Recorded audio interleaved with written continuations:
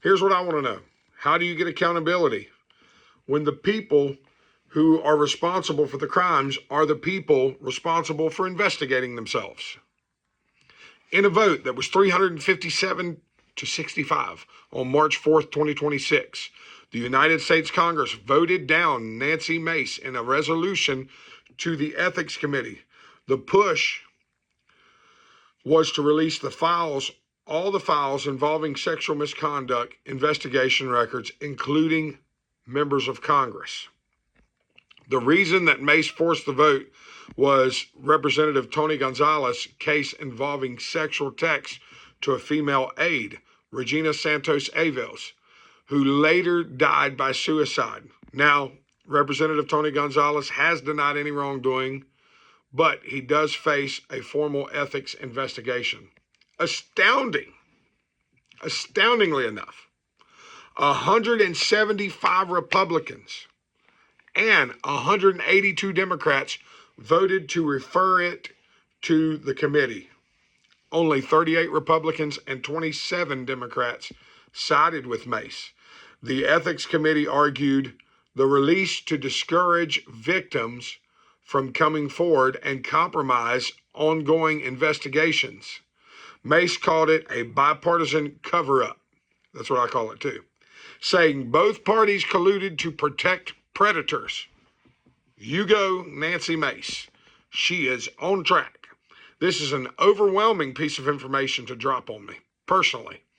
The hush fund money that Congress has spent, $17 million in taxpayer money, and they're going to hide this. They do not care about sexual victims. They only care about power, and their power needs to be limited by imposing term limits on these folks. They need to stop investigating themselves when we need third-party investigations into sexual misconduct of state and federal representatives. Lawmakers of this oppose this bill say that they believe it would discourage victims from coming forward for fear that people would find out who they were. Well, you know what? You know what discourages victims from coming forward? When the guy or the girl on the ethics committee is the last person who was accused of sexual misconduct. This is why we believe many of them were involved with Jeffrey Epstein. Bit by bit, destroying the trust of American people in their judicial system and in those who impose laws upon others, but not to themselves. It is disgusting. We need to shout it from every corner. From the rooftops, we need to shout it. Every corner of America, we need to shout that these individuals need voted out. They're a bunch of sexual predators trying to cover one for another. Well, while this is going on nationally, you have states like South Dakota rejecting bills requiring schools to inform parents of gender transitioning. These parents are not allowed to know that their child is being transitioned from a boy to a girl or from a girl to a boy. They are raising our children. They are indoctrinating our children with a sick ideology. Stop voting for these people.